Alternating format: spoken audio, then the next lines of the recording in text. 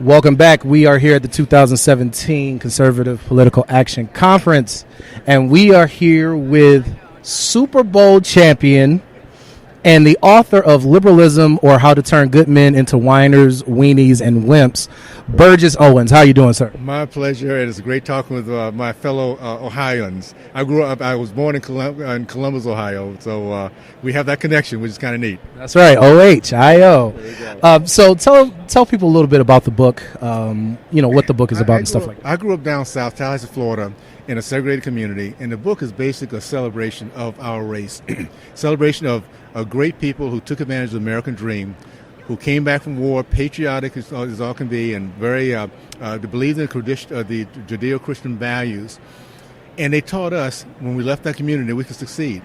We led the country in terms of the black middle class. We had the highest percentage of men committed to marriage. We had the highest percentage of entrepreneurs, 40%. So we were doing all the right things. And what happens, we allowed the liberalism via the NAACP, which, by the way, was started by 21 white socialist, Marxist, atheist, race-controlled Democrats. We allowed them to take us from the conservative base and move us into being social and to being liberals. And so we have to understand that process, understand the policies that's gotten to where we are. My goal is to work with other black Americans to bring us back to the great communities that we were and that we deserve to be again. All right. And so that's one of the things that we hear about quite a bit. And by being from the community, you know that African Americans, by and large, are pretty culturally conservative. We pretty much always have been. So what would you say, though, to those who argue that the conservative movement and that the Republican Party hasn't done enough to reach back out to African Americans who for years were their historical base? Well, what we have to do is understand our history, first of all, and recognize that the Republican Party historically has been pro-black. We were against the Democratic segregations, the KKK, the Davis-Bacon, all the stuff that has been a problem, the welfare system that's decimated our families. We have been the party of policies that's been very pro-black. We just have to educate ourselves. One thing that liberals do very well is they disconnect us education from our past. Many blacks have no idea how great we were and the things we did because of the values we stood by. Today we have 28% of black Americans who, you're right, have very conservative-based commitments, but yet we vote for liberals. We have to do this. We have to start voting our values and principles first, talking about it like we're doing right now, recognizing that right now Donald Trump, for instance, has something in place called the New Deal. We go online, there's 10 different points in which he's going to actually help the black community, which Democrats have not done forever. Barack Obama did not have a 10-point plan of helping the black community. We are doing that. And at the end of the day, that black community, those 10 points, education, entrepreneurship, mentorship, jobs for our black teens. Right now, 83% of our black teens are unemployed. Unacceptable. And for Democrats and liberals, it's okay because black misery is their greatest strategy. So we're gonna change that just by us talking like we are right now, being bold and pointing out the truth of conservatism, which is freedom to go out and pursue our dreams no matter who we are and what color we are.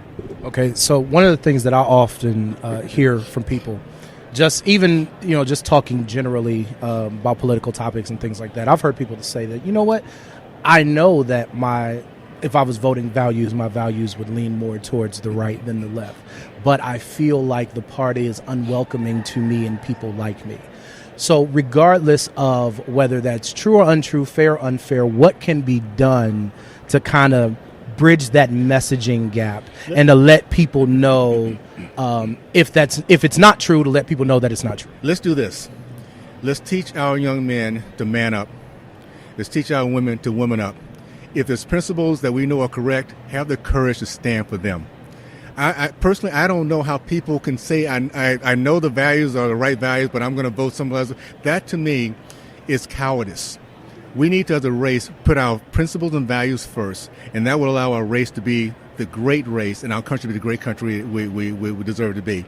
What the other guys do, they stand for their principles and their values, which is anti-American, but because of it, we have so much misery. I mean, if I can go down a list of negative things that happen to our race, good people, young people that have no more hope again, it's because we decided to go in a different direction. So we just have to man up, and let's go ahead and have the courage to stand for the right things and do the right things. All right, and before I let you go, I would be remiss if I didn't pass the mic to the sports guy over here to ask you a question about that part of your life. Okay. So, we're from Cleveland. I love my Browns, but we know it's probably going to be a while before we get to have some Super Bowl champions in our city. So, everybody out there know what it was like to win Super Bowl 15 with the Oakland Raiders. I'll tell you, again, my history, I came through University of Miami. We lost for 4 years. Went to the Jets, lost for 7 years. And in those days, you guys might remember, you might still be too young to remember, the Raiders used to win football games all the time in the old days. Yeah, back in those days. So for me, number one, to sit in the locker room and look around and I see these guys. I remember sitting in the first time with Silver and Black, seeing these guys I have respect for. We still hadn't quite gotten the season done, but I was just so proud to be in that room because the culture was one of winning. And if I can say this, that is the American way, by the way. We have an American culture that's all about winning, as long as we know who the enemy is. And we should be able to look around our country and be proud of other Americans. Black, white, doesn't matter, because at the end of the day, we look at each other from inside out. That's the American way. And as long as we're bringing value to the plate, we will find a way to beat those other guys. And it's not black and white. It's ideology. It's socialism, Marxism, atheism against our good old-fashioned American way. And I was going to ask you how many fights did Lyle Alzado start in the locker room, but anyway, yeah, I remember Lyle. Anyway, the late great Lyle Alzado. But when you left the University of Miami, did you have a plan for your post-football life? Because a lot of athletes do not. Tell us what your thought process was leaving the University of Miami, going to the NFL. What did you think your life would be after the NFL? What a good question. I didn't know exactly what I wanted to do. I knew that I was afraid to do what I'm doing now. I was very shy and introverted. I wasn't the guy who was going to speak, but I knew this. Education was going to be important. I came from a college environment, FAMU, that we were all about educating ourselves, competing, and never losing. So, the Rattlers. The Rattlers, that's right, the Marching 100. So what I did, one of the things I made sure when I signed my contract is I made sure that my education would be paid for the Jets, no matter how long it took me. So if we get back to recognizing the greatest threat to socialism is an educated person, a thinking person, someone who can critically think, that can sit there and debate. And even when we don't agree on all issues, we still can respectfully debate and know that that process will move us forward. So we're going to get that done, and we'll get that back in our community again for sure. You know, this has been great. Congratulations on your book and your success. And thanks for talking with us. Can I say this? I am just so proud of you guys. I really am. This is what we need to have more of. And again, whether people recognizing that there's 28% of black Americans, there's the elitists. They're 1/3. They're the dependents. There's 28% of black Americans who think the way we do. We love our country, love our race, just want an opportunity to make things happen.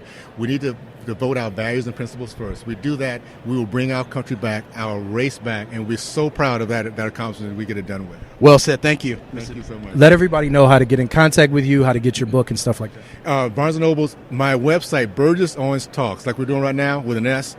Go there, you see my website, you see the LinkedIn, all the information you might need, and there's a link to the book also at that point. All right, thank you, sir, for spending some time with us. We really appreciate it. I really appreciate it, absolutely.